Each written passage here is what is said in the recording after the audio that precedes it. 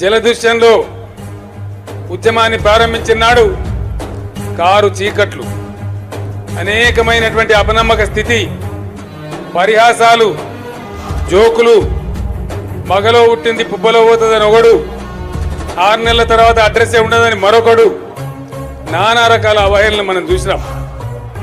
కొన్ని గొప్ప జయాలు కొన్ని అపజయాలు అన్నిటి మధ్య అయిపోయింది ఇంకేముంది.